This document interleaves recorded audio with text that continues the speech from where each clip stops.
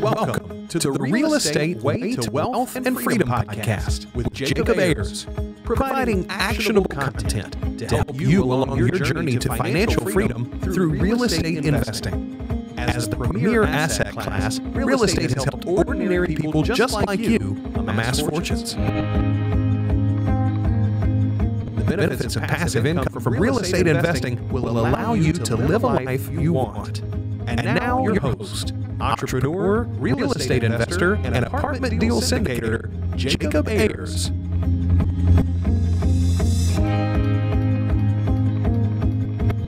Hi, and welcome to the Real Estate Way to Wealth and Freedom podcast. Hi, I'm your host, Jacob Ayers. This is episode 300. Welcome back. I'm so glad you're here. This week, our guests are Jeff and Taylor Adams. Jeff and Taylor are a young millennial couple who are based in the Northeast in Boston, Massachusetts, more specifically. They got their start investing in real estate a few years ago by buying a duplex, living in one unit and renting out the other. They've gone on to grow their portfolio with out-of-state investments, investing in both single-family and multifamily properties. I'm excited to talk with them today, share their journey, show how it's a relatable one, and how you too can replicate their success. I had a lot of fun talking with Jeff and Taylor about their journey, so let's go ahead and jump right into this week's episode. This week's episode is brought to you by Ayers Acquisitions. Ayers Acquisitions is a real estate investment company that acquires cash-flowing real estate in emerging markets. With a focus on multifamily investments, Ayers Acquisitions seeks value-add opportunities in recession-resistant properties that generate strong returns for our qualified investors. To learn more about our investment strategies and processes, visit www.ayersacquisitions.com. There you can schedule a call with me personally to connect further. So with that, let's jump right into this week's episode.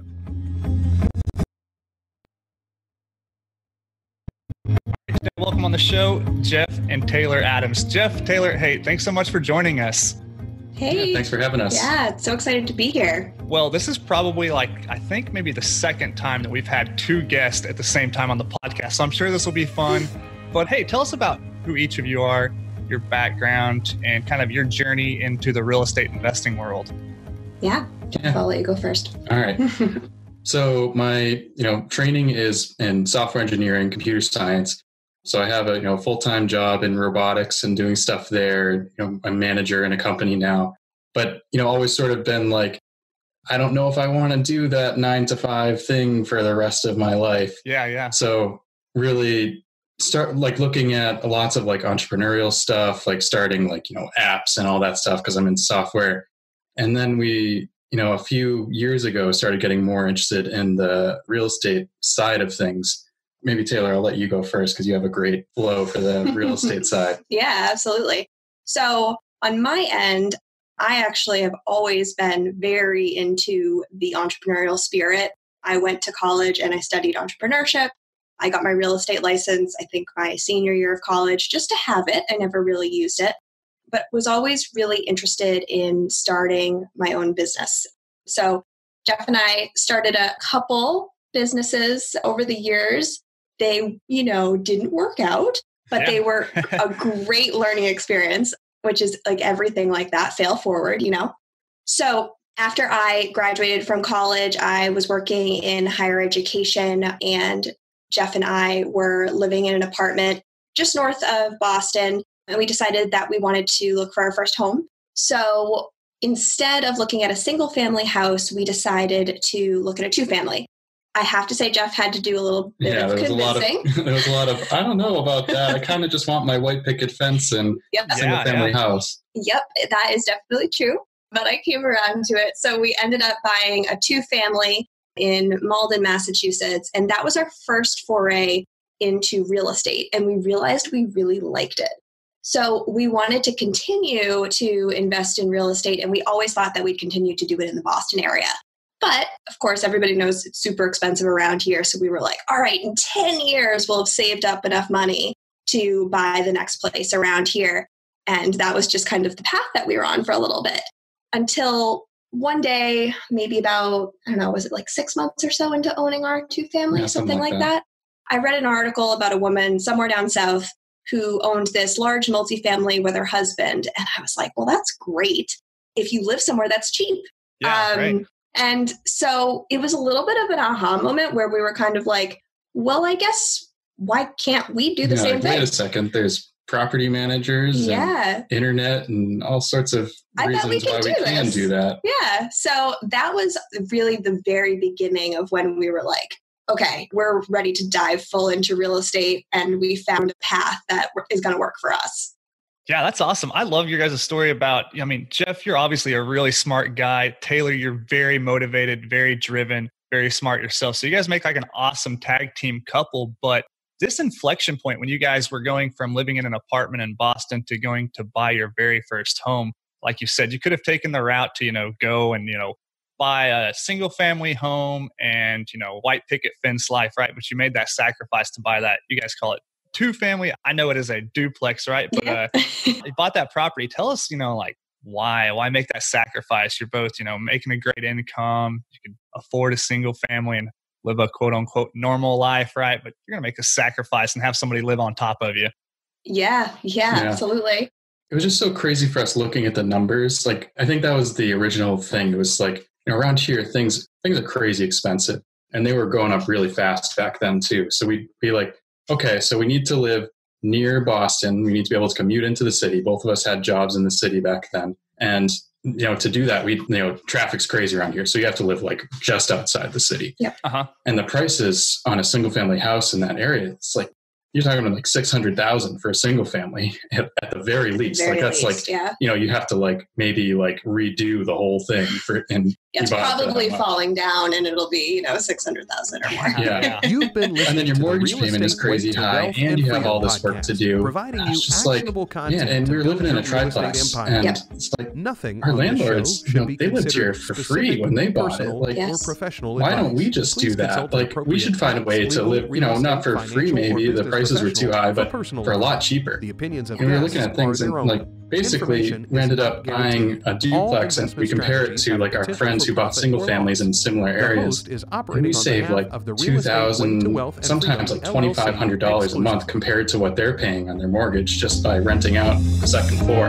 It's just massive. It's like almost another income. Yeah, it's kind of an unlocking mechanism. Like, I feel like house hacking is, some people, it's not for everybody, but I feel like it's definitely an unlocking mechanism to help you get to that next level, because it's allowing you to save so much more money than you would have been able to save otherwise, while also getting a ton of experience. Absolutely. I agree with you. And I think when you're in the late 20s, willing to make that sacrifice, right? Like, you're not sacrificing a lot, You're just fresh out of college. You can, live next door to a neighbor and take those calls if you have to. Talk about how you guys, actually bought that property. Did you save up? Did you do a low down payment? What did that look like? What did the property search look like? Just take us through that whole process. Yeah.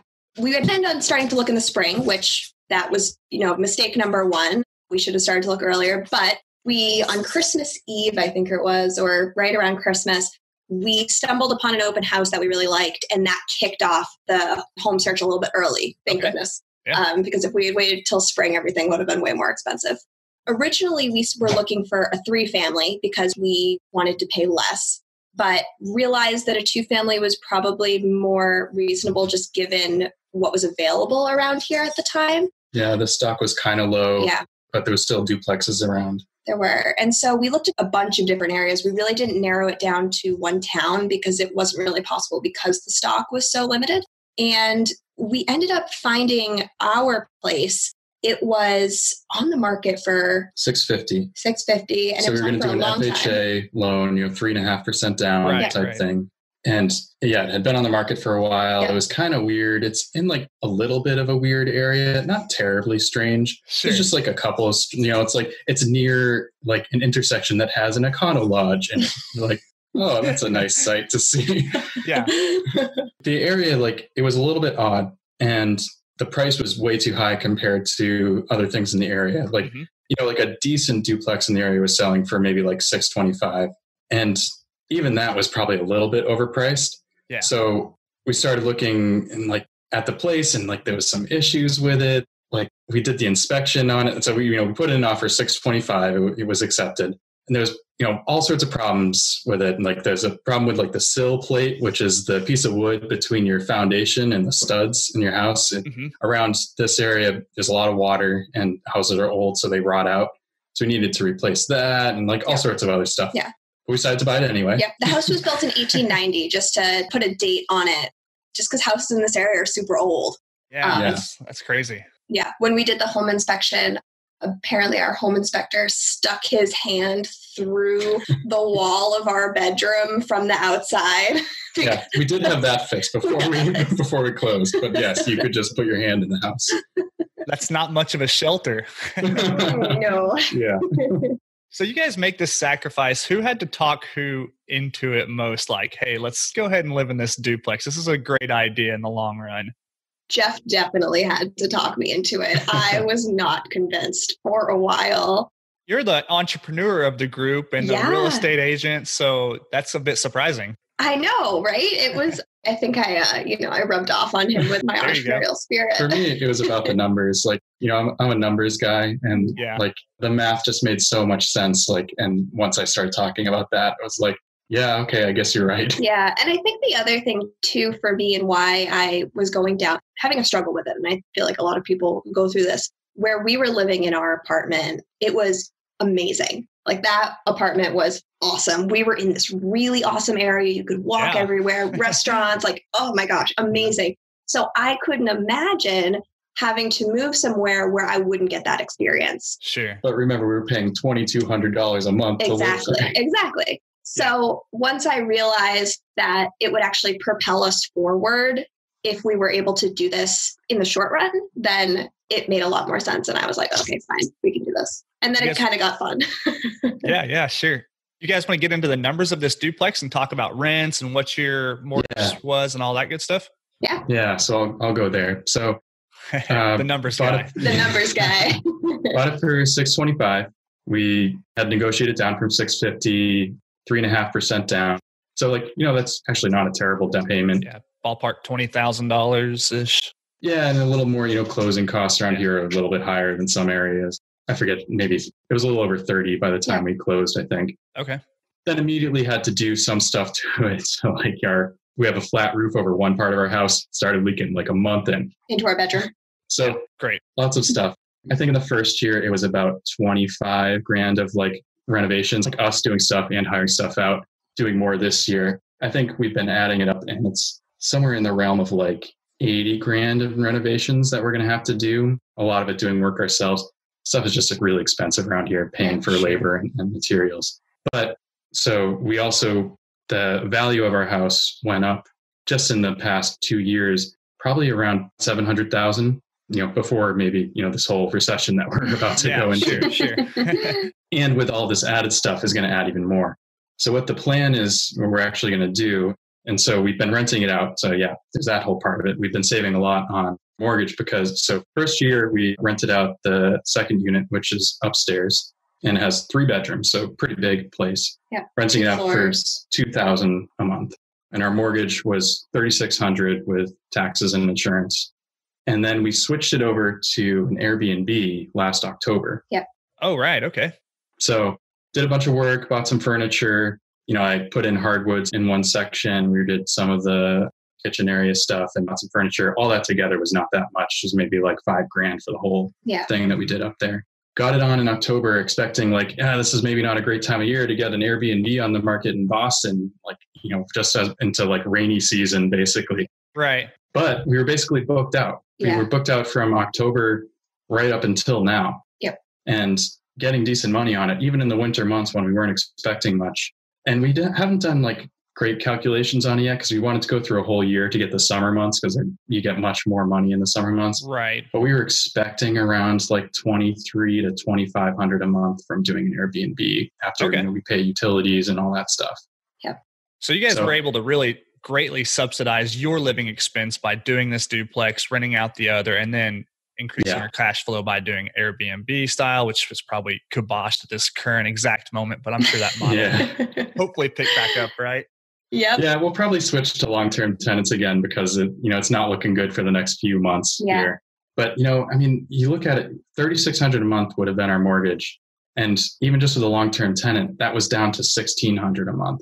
And so just from our rents from living, right near Boston, $2,200 to $1,600, that's a nice difference. Yeah, absolutely. I mean, to live anywhere for $1,600 a month, anywhere around here, it's not a nice place. Yeah, and looking at only that piece of the equation, that's great, right? Like you're able to, save more money, decrease your living expenses, but at the same time, you talked about that appreciation piece, which is, as you guys, I understand, that's not your main philosophy in investing, but it's a nice like cherry on top, right? So your properties are appreciated from 625 to, let's call it 700,000 now. So you've got a good chunk of equity built in, allowing you to do creative things in the future. We're probably going to actually condoize, which is a big thing around here, make each of our units into a condo and then sell it.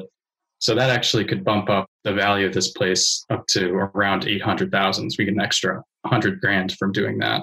So you decrease your living expenses, make a couple 100,000 in a couple years. Sounds like a pretty good deal to make that sacrifice to have a duplex, exactly. Right?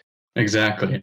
Like you said, it really hasn't been that much of a sacrifice. And we're actually thinking about doing it again. So I guess it really hasn't been that bad. The plan would be to, in a year or so, condoize into 2 units, sell them each off, and then go buy a triplex in another area where we want to live. And then in that case, most likely live for free.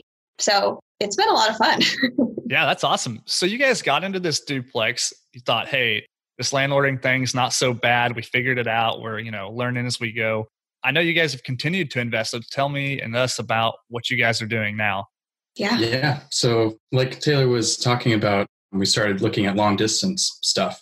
So about 6 months after we bought this place, we decided, all right, we're going to buy properties in Memphis, Tennessee. Yeah. We did some research and found that a lot of markets were very similar in the prices and stuff. So we just decided to settle on one that, and I'm sure going back, we might think of other markets and try different strategies. Sure. But that was the one that we chose. Okay. And so we did a bunch of research. We found a property manager and he showed us around. We went down there and toured with him for a weekend. And then a couple months later, we closed on a single family house in Memphis, Tennessee. Yep. Awesome. That's probably more of an exciting jump than doing the duplex, right? I mean, the duplex is in your backyard, a bit familiar. Yeah. Memphis, you're like, had you ever even been there? What's going on there? We're going to go buy a house and turn it over to property manager. I'm sure that's more of a gut-wrenching decision than buying that duplex. So tell us what's going on through your mind at this phase. Yeah. I mean, basically, we offset all of our fear and anxiety with lots of research. I just made sure all the research, everything, all the numbers were making sense. And I knew what I was talking about and I was calculating things correctly. And the numbers are so reasonable. I think that was the thing that really helped to calm our fears. So our single family that we bought down there we bought it for $65,000. Yeah. I mean, that's amazing. So our mortgage is something around $445 a month. I mean, that's how much we spent on our dog per month when we were both working full time. So we were like, amazing.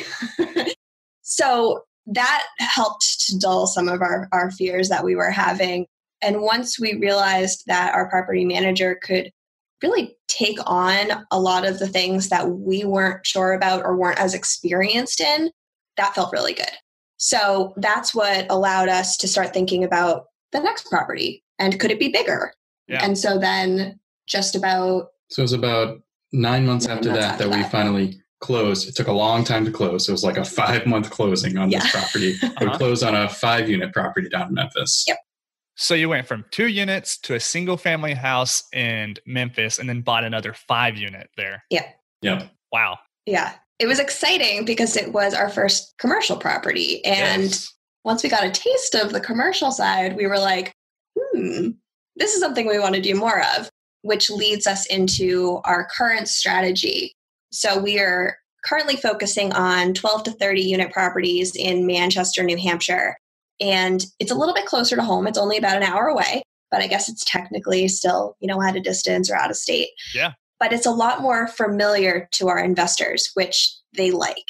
So all of our other properties we've self-financed. these properties that we're looking for now would be the first properties where we would be bringing in investors to support the cost. Yeah. So that's been the focus for the last maybe 3-ish months. Almost 6 months now, actually. Yeah, 3 to 6 months. Yeah. So that's been the focus right up until everything that started to happen with our current pandemic situation. Yeah, sure. We'll get to that in maybe just a second. And Yeah. I want to dig into what you guys are doing in the multifamily space. But Sure. backing up really quick to that very first out-of-state investment, that single family you bought in Memphis. At this time, are your friends, family members like, Jeff Taylor, have you guys completely lost it? You know, you guys aren't Chip and Joanna Gaines, right? Like, what are you doing buying a single family in Memphis of all places? 150%.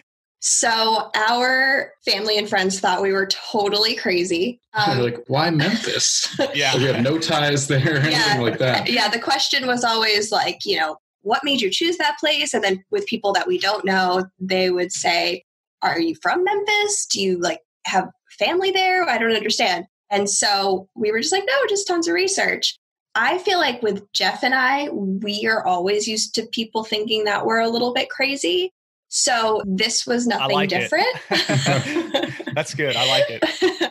We've always been a little bit like, we've started these other companies. We've kind of always done things pretty aggressively. So our family is always basically saying to us like, oh, Jeff and Taylor, there they go again. So they weren't too surprised about what was going on.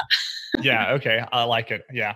So you buy the single family house and then you decide, obviously, Memphis is a good enough market to continue investing there, and you find a 5-unit. So that's a big jump. Tell us what that property was like. Yeah.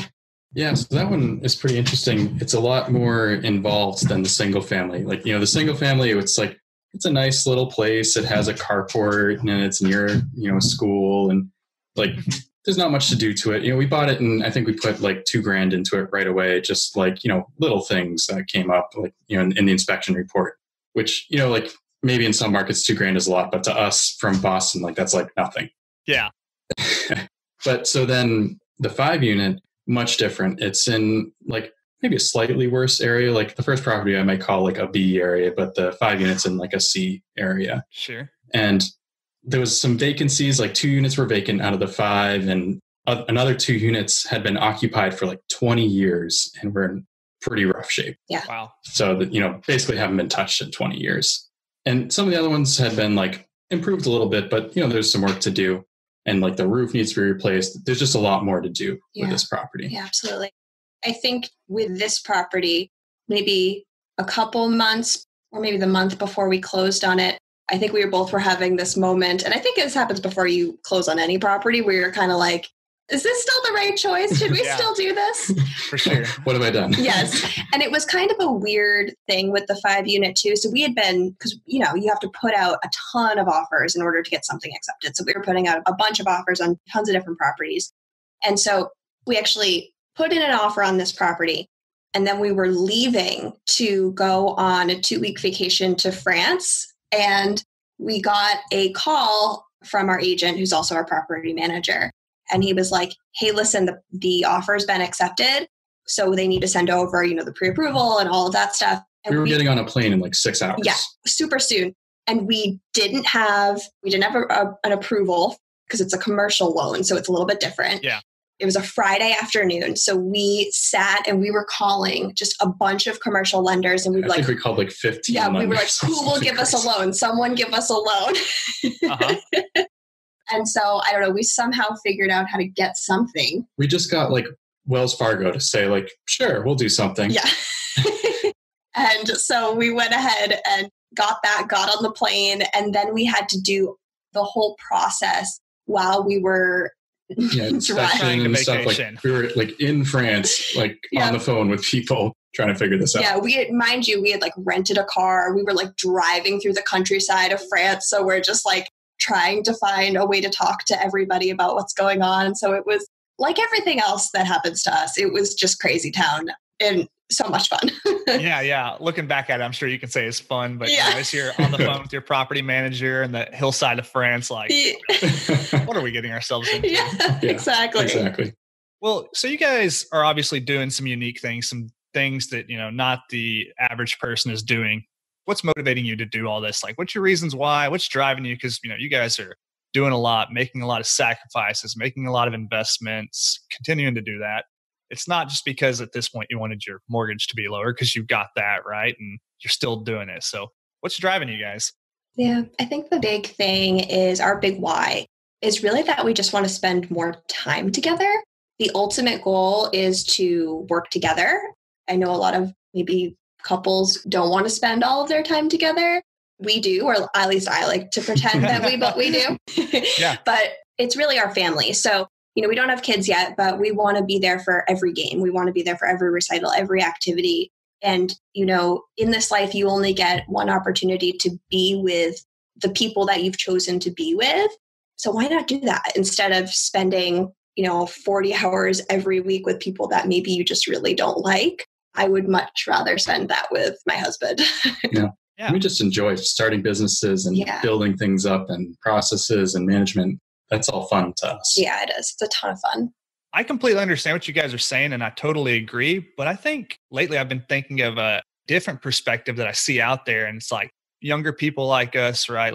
Millennials who don't necessarily want to make the sacrifices you guys are making right now because of kind of the same reasons, right? They want to enjoy life and they don't want the responsibility, right? So they're going to kind of live life now rather than defer for the future, right? And it's kind of the same mindset, but the actions are way different behind what you guys are doing and what that other type of person would be doing. So it's an interesting observation there. I think that's a really good point because there's no one right way to do it for sure. And I think that our generation in particular is really about experiences. I know that's a very big thing about, who we are and how we're categorized is we would rather do things than have things. And I think you're totally right. I think there's multiple ways to do it. And the way that we want to do it is we want to have even more time for experiences. Yeah. That's the thing. Like if we spend the time now, then 5 years isn't that long. 5 years down the road, we can be in a place where we're financially independent and making, doing this kind of stuff full time. That's our plan, even before 5 years. And that's, Taylor's pregnant and, we're going to have kids. And 5 years from now, that's going to be the funnest time to be with our family. Those little kids, you can never get those moments back. That's what we want to experience. That's where our priorities are. Yeah, totally. Yeah, that's awesome. And congrats on that, Taylor. I wasn't going to spill the beans, but now that it's out there, I'm very excited for you guys. And that's really great. Yeah, but it's it's kind of what it's all about is why we invest in real estate, right? It's kind of have that time freedom, that freedom to just do the things you want, when you want, where you want, with who you want kind of thing, right? And if you don't create that freedom for yourself, somebody's always going to kind of dictate your day and dictate your time. So 100%. Yeah. So what are you guys doing now? You're continuing to scale. You're going to start doing things back in more of the Northeast region of the U.S. Tell us about what's going on there and why. Yeah. So a lot of it, we identified this Manchester market, New Hampshire, as a good place for us in terms of the size of the units and where our friends and family are actually interested in the people that we've met. Mm-hmm. So we're actually going to start helping other people to get invested as we get invested. Mm-hmm. So doing a thing that I know you're very familiar with, Jacob, the syndication stuff. Yeah, absolutely. Mm-hmm. So getting into these buildings that are bigger, have more people in them, that distributes the risk a little bit, right? A single family house, we lose a tenant in our single family house like we did a few months ago. We had to evict. We just didn't get any rent from that 100% asset. Vacancy, right? Yeah, exactly. But if we have a 30 unit property and 5 people have to be evicted, you still have a lot of people making money for that property. You're probably still cash flow positive. Yeah. So that's a very different situation. Not to mention just the economies of scale, right? You have to fly down and, do a closing in Memphis, right? For 1 unit or for a 5 unit. Whereas, you can go up to, is it Manchester? Yeah. Go up to Manchester and, close on one property that gets you 30 doors and, manage one property manager that's managing 30 doors and so on and so on. So you get those economies of scale, further increasing that time freedom we talked about, right? So absolutely. It's all about opportunity cost. Exactly. So tell us what the market's like there and why you guys chose that. I know you both are very data driven and numbers driven. So what's that market like and why'd you settle back on going to the Northeast? Yeah. It's a pretty cool market, actually. So I'm from New Hampshire. It's not, as we said, it's an hour from here. And, you can look at things like population growth. It has population growth over time. It's not some of these cities in Texas or Georgia or something that have just been exploding. Sure. But it's been slow growth, past 20 years just keeps going up, which means, that's a great thing for your tenant base. Like as more people come in, you're going to be able to keep renting to people. There's also like this housing crisis in New Hampshire where there's the vacancy rate in New Hampshire is 1%. So like, if you have 100 units, only one of them is going to be vacant at any given time on average. Yeah, that's crazy low. Pretty good thing. Yeah, it's pretty good. The other cool thing about New Hampshire is, and Manchester and specifically, it's actually still considered a suburb of Boston. It's in the greater Boston area. Like so there's Boston actually, MSA, if you will. Yeah. So it's like a lot of these jobs in Boston, people are living way up in New Hampshire and commuting down for them. Yep. So these high tech, white collar, high paying jobs, people are living in New Hampshire for cheaper.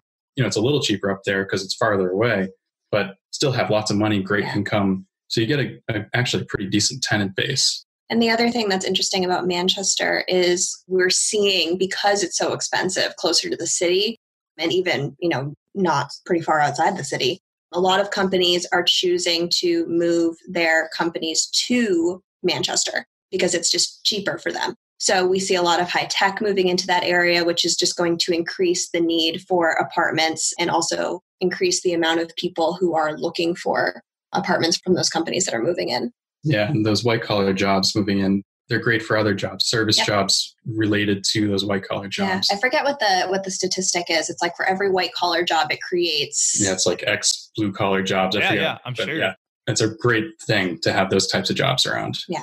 What I think you guys are doing very unique and very right here is really following the numbers and being very kind of data driven in your approach, studying demographic and economic trends that led you to Memphis, right? And then has now led you back up to a bit of a more familiar region in Manchester, but you're still going there because of things like job growth, population growth, vacancy rates, rental trends, all those good things. So yeah, you're kind of following where the money is going. So I really like what you guys are doing there.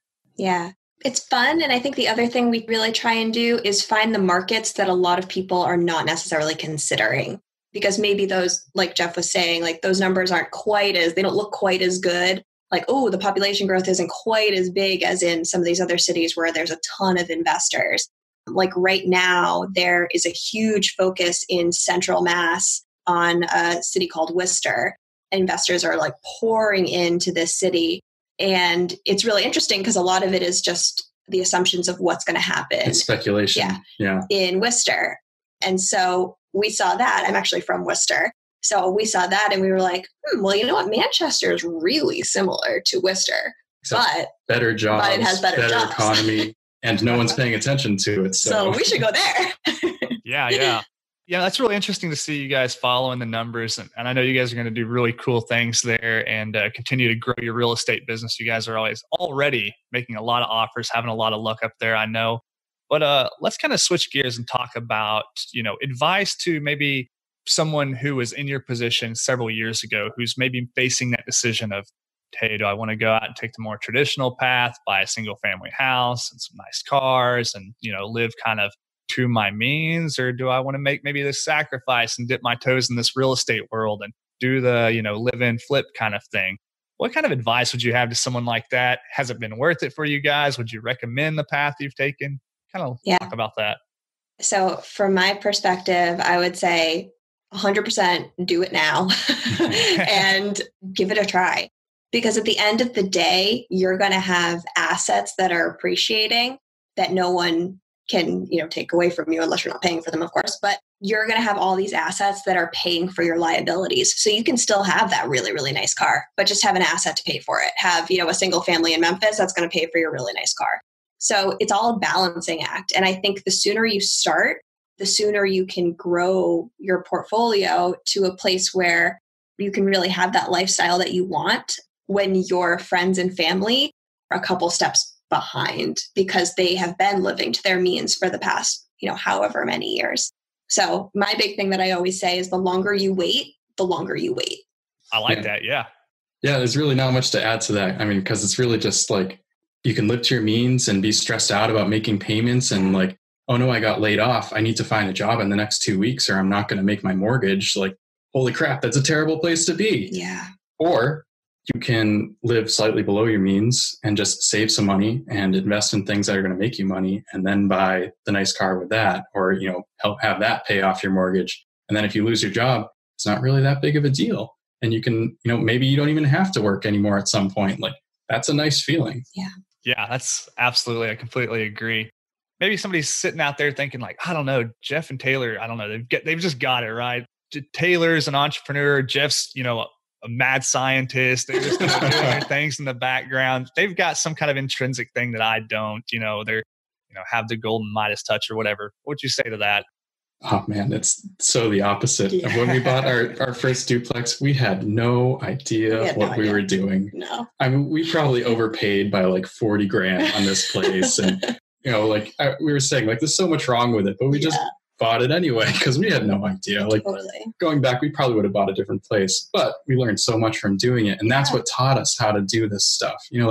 Maybe our first single family was luck that we bought the right thing. Yes. But we still learned from, well, that worked. So let's maybe repeat something like that. Yeah. I think for us, we're just like, if you're interested in something or you're just interested in learning more, that's all it is. You don't have to be, super brilliant or have some amazing talent to have success at this. To even be moderately successful, you just have to try. I think that's really all it is. You don't have to be a numbers person. No. Like, there's people who aren't. Taylor's I'm not a numbers specifically. person. Yeah. I mean, there's so many different ways to get into this. Yeah. Yeah. I love those messages. Completely agree with all of it. Great stuff. Well, what does the future hold for you guys? What's next? What are you guys going to be doing in this next, say, 6 to 12 months? That's a really interesting question, right? Because, coronavirus, man, there's a lot going on right now. Yeah, there certainly is. The jobs report came out a few days ago, and I think it was 6.6 million filed for unemployment, which was double the previous record, which was like 10 times or something the previous record. Yeah, something crazy like that. Yeah, so it is a crazy time. And so we've still been putting offers out on like multifamilies up in New Hampshire. Like, we know that stuff, those assets, multifamily people, maybe they're not going to pay rent right now because of weird government mandates, or, there's going to be weird things happening for the next few months for sure. Yeah. But people are still going to need to live places, and they're eventually going to start paying rent again because, jobs are going to come back. People need to live there. Yep. You're going to make money off of multifamily assets. Absolutely. And it's all cyclical. Everything comes back. So I think the other thing that we're going to be doing, and especially in the next 6 to 12 months, is really keeping an eye on what the economy is doing. I was just saying to Jeff the other day, 5 years from now, I want to look back on right now and say, oh my gosh, I am so glad we did X, Y, and Z thing. Just like people say about, 2010, they're like, oh my gosh, if I had only done X, Y, and Z thing in 2010, I'd be a millionaire. Can you imagine if I bought X back then? Yeah. Yeah. So we want to do the same thing. Like, we want to look at the triggers that are happening right now. How are they similar to what's happened in previous recessions? And then what does that mean for particular, asset classes or just for other opportunities? So we want to be open to the opportunities that are presented to us during this time, because we see this as a really interesting time that could actually be very beneficial when it comes to gaining assets. Yeah. You guys are going to crush it. Fingers crossed. I hope so. Yeah, that's awesome. It's good to kind of see your guys' journey. It's very relatable to many people out there, right? Young professionals working, both in your respective careers, and then taking the time out of your life and your busy schedules to kind of make these sacrifices, educate yourself, and most importantly, take action, right? Get out there and just make offers, buy properties, study markets, do deals. And just in a few short years, you guys have grown into a handful of properties and are scaling up from here. So it's awesome. I think it's really inspiring to see your guys' story, and, very relatable for many people out there. Thanks. It's been a really fun journey so far. Awesome. Well, it's not over yet, but this podcast almost is. So let's go ahead and wrap up with the lightning round. Just a series of questions we ask every one of our guests. You guys can both take a shot at the answers. You up for it? Yeah. Yeah. All right. So the first question is, what was your biggest hurdle getting started investing in real estate? And then what did you do to overcome that? So I think that the biggest hurdle is just like that first property. That first property is really hard because you're not sure if you're doing the right thing. It's scary as heck. You're like, oh my gosh, this is all of my money. What am I doing? So that was probably the biggest hurdle to get started, is just your mindset are really about getting to that next point. And then overcoming it was just making sure that, like we said, like we did our research, our numbers were right. So we were like, all right, we do it. And the other thing is, if you fail, at least you have an asset at the end. Yeah, you haven't really failed until you stop trying. Exactly. So just keep going forward. I love that. Well, do you have a personal habit that contributes to your success? This is probably an each of you question. Got different habits. Yeah. So for me, I'm big on like the miracle morning stuff. I love, like I wake up early anyway. I'm that weirdo that just wakes up at 5:30 in the morning on the weekends just cause. But like, I love getting up and I do workout. I have my routine. Like I do like the journaling stuff. That just like for me sets off my day right. And I can just keep going forward with everything.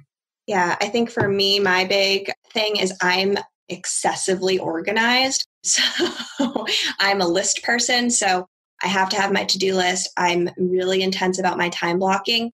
So I think that really helps to propel me forward and helps me to move forward towards my goals.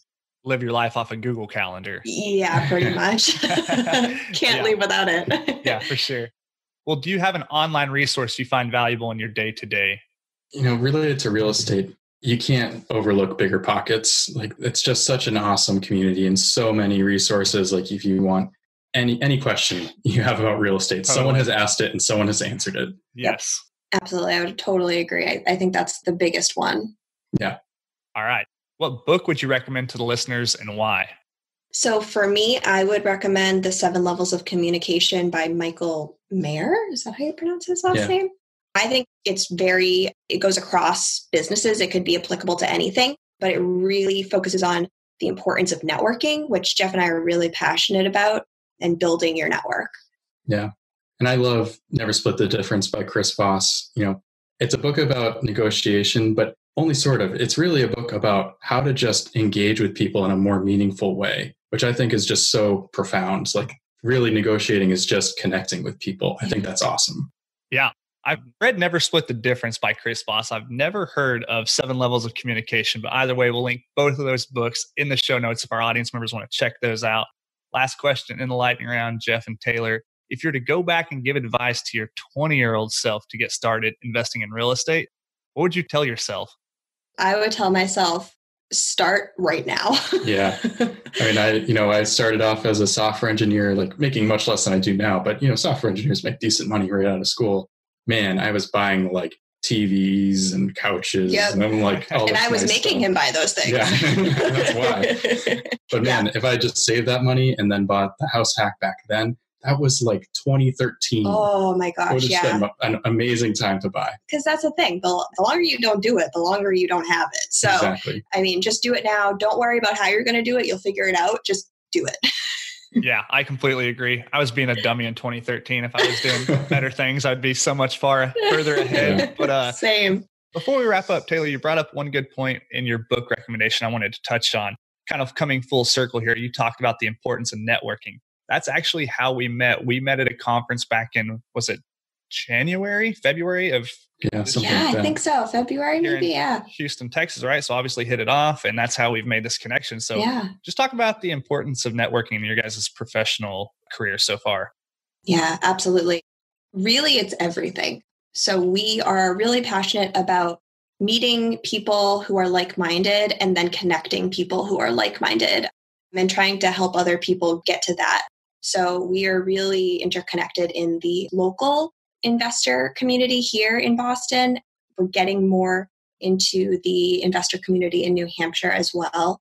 And one of my good friends, Beth Mulholland, who her and her husband are also real estate investors, her and I started a group for women who are interested in investing in themselves. So it's a community to focus on whatever you're interested in. So however you want to invest in yourself, that's what we want to talk about. Small business, real estate, etc. So we really love the idea of building a community in every aspect of our lives. And so we've made some really amazing connections and friendships through this process. And it is about who you know. People say that all the time, but it's more about, are you providing value for other people? So, someone is really interested in X, Y, and Z thing. well, I happen to know somebody who's really good at that. Let me connect them. And the things that come out of that, the opportunities that present themselves out of that are just, you can't even compare it to anything else. Yeah. And beyond that, just intrinsically, it feels good. Yeah. Right? I mean, like, wow, I got them connected and now he's like making money. He has a business because of that. That's really cool. Yeah, that's great. Tell us more about where people can find that organization, Taylor. Yeah, absolutely. So we have an Instagram. It's at Women's Investment Network. There's a couple out there, but that one is just at Women's Investment Network. And then there's also a private Facebook group where you can feel free to share how you're doing and struggles, challenges, successes. And that is Women's Investment Network. And you can always shoot me an email if you can't figure out how to find that at taylor.adams.c@gmail.com. Yeah, that's great. We'll definitely link those social profiles in the show notes if anybody wants to go check those out. You guys are starting to build your network, grow your connections through your social media platforms and things like that. So tell us where people can find more about you. I know you guys are starting to grow your network and investor database. So if people want to reach out, learn more, maybe ask you questions about the market, where's the best place for them to find you at? Yeah, absolutely. So for me, on Instagram at Taylor Coleman Adams, or like I said, my email, taylor.adams.c@gmail.com. Yeah, and my Instagram is not great. So you can just email me at it's jeff.adams.c@gmail.com. Fantastic. We'll link all that in the show notes, guys. Hey, it's been so much fun having you guys on the podcast. I'm excited about your guys' future. I know you guys have bright things ahead of you. So look forward to having you back on in the future. And then, yeah, awesome. Yeah, Thanks so much for having us. This was so much fun. Thank you, guys. Take care.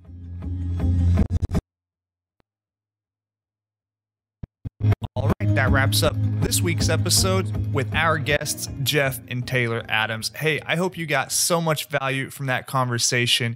If you like what you heard or want to learn more about any of the resources we mentioned in today's conversation, you can find those in the show notes.